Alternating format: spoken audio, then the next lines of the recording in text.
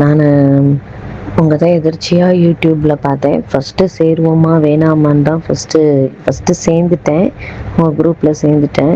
அதுக்கப்புறம் சரி தேவையில்லாத வேலை பண்ணுறோம்னு சொல்லிட்டு நான் திருப்பி வெளியே வந்துட்டேன். திருப்பி சேர்ந்தேன்.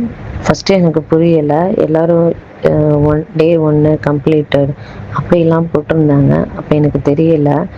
அதுக்கப்புறம் தான் நீங்கள் தெளிவாக அதுக்கடுத்து ஒரு 2 நாள் கழித்து தான் நீங்கள் எனக்கு வந்து தெளிவாக போட்டிருந்தீங்க. நான் சும்மா ஒரு விளாட்டுத்தனமாக தான் ஆரம்பித்தேன். சீரியஸெல்லாம் எதுவும் பண்ணலை. அந்த டயத்தில் வந்து நான் வந்து ஒரு 4:30க்கு எந்திரிச்சு பிரம்ம முகூர்த்தத்தில் விளக்கு போட்டு நான் வந்து யோகா பண்ணுறது எனக்கு ரெகுலராக நான் வச்சுருந்தேன். அந்த டயத்தில் சரி சும்மா விளாட்டாக செஞ்சு பார்ப்போம் அப்படின்னு சொல்லிட்டு தான் நான் 30 நாள் முடிச்சிட்டேன். 30 நாள் முடிகிற வரைக்கும் எனக்கு ஒன்றும் தெரியல. ஆனால் ஏதோ ஒரு பாசிட்டிவ் எண்ணம் எனக்குள்ளே இருந்தது. 31வது நாள் என்ன அதிசயம் அப்படின்னு பார்த்தீங்கன்னா, 6 படை வீட்டுக்கு ஃபஸ்ட்டு நடந்தது அதுதான்.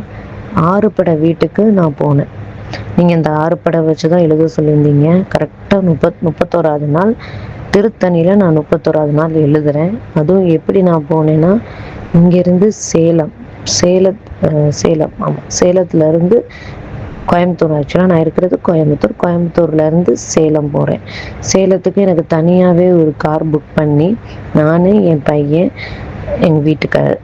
காசு கூட தான் 5000 கேட்டாங்க. 3 பேருக்கு எப்படி நம்ம ஹஸ்பண்ட் ஃபஸ்ட்டு ஒத்துக்குவாரா அப்படி இப்படின்ட்டு எனக்கு ரொம்ப இதாக இருந்துச்சு. எனக்கு திருச்செந்தூர் போகணுன்னு ரொம்ப நாள் ஆசை.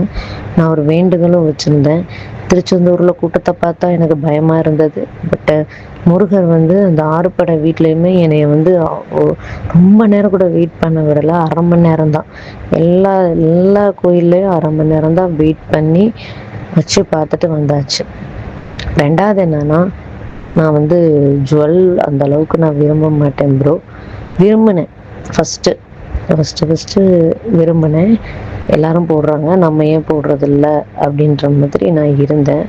என் ஹஸ்பண்டாகவே என்னை கூப்பிட்டு போயிட்டு எனக்கு வந்து கைக்கு வளையலும் ஒரு 3 பவுனுக்கு டாலர் வச்சு ஒரு செயினும் அந்த மாதிரி எனக்கு அவராகவே என்னோட எங்கள் கல்யாண நாள் மே 20 அன்னைக்கு எனக்கு வந்து அந்த கிஃப்ட் பண்ணார். 3வது என்னன்னு பார்த்தீங்கன்னா, நாங்கள் எங்கள் வீட்டை வந்து அடமானம் வச்சு தான் வந்து நாங்கள் எக்ஸ்ட்ரா சில இன்வெஸ்ட்மெண்ட்ஸ் அந்த இதெல்லாம் போட்டிருந்தோம். கொஞ்சம் எக்ஸ்ட்ராடினரி பண்ணுவோம், வீட்டை எக்ஸ்ட்ராடினரி பண்ணுவோம் அப்படின்னு சொல்லிட்டு பண்ணணும். அது வந்து பார்த்தீங்கன்னா, முருகரோட அருளால் எங்களுக்கு ஒரு இன்வெஸ்ட்மெண்ட் பிளான் வந்து நாங்கள் போட்டு அதிலேருந்து நாங்கள் அமௌண்ட்டு எடுத்து இப்போது இன்னும் ஒரு 4 லட்சம் மட்டும்தான் நாங்கள் அந்த வீட்டுக்கு கட்டணும். ஆக்சுவலாக 22 லட்சம் வந்து நாங்கள் லோன் போட்டிருந்தோம். இப்போது 4 லட்சம் மட்டும்தான் இருக்குது. அது இன்னொரு 2 மந்த்ஸில் 1 மந்த்ஸில் வந்து யாராவது ஒரு ஆள் அமௌண்ட் கொடுத்தா அதை வந்து நாங்கள் திருப்பிடுவோம். இப்படி அடுத்தடுத்து எனக்கு ஒவ்வொரு விஷயமும் பாசிட்டிவாக தான் நடந்துகிட்ருக்குது பிரதர். ஆனால் இதை நான் எழுதுனது வந்து பிரம்ம முகூர்த்தத்தில் தான் நான் எழுதுவேன். அதே மாதிரி சாயந்தரம் எழுதும்போது 6 மணிக்கு மேலே விளக்கு பொருத்திட்டு முருகரை நினச்சிட்டு தான் நான் எழுதினேன். நான் சத்தியமாக சொல்கிறேன், நான் இது வேணும் அது வேணும்னு எதுவுமே நான் நினச்சி எழுதலை. கண்டிப்பாக நான் எழுதலை. அப்படி நான் எதுவுமே எழுதலை. சும்மா எழுதிதான். எனக்கு எழுதுறது ரொம்ப பிடிக்கும். அதனால் அதை நான் எழுதினேன். எனக்கு ரொம்ப நல்லது தான் நடந்துகிட்ருக்கு. இப்போ வரைக்கும் முருகர் அருளால் எல்லாமே நல்லது தான் நடந்துகிட்ருக்கு. அதுவுமே இப்போ நான் வெள்ளிக்கிழமை பண்ணிகிட்ருக்கேன். அதுவும் எனக்கு பொருளாதார ரீதியில் வந்து முன்னேற்றத்தை கொடுத்துட்ருக்கு.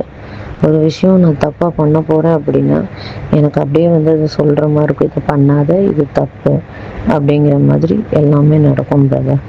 அதை நான் வந்து சொல்லணும்னு நினச்சேன். Thank you brother.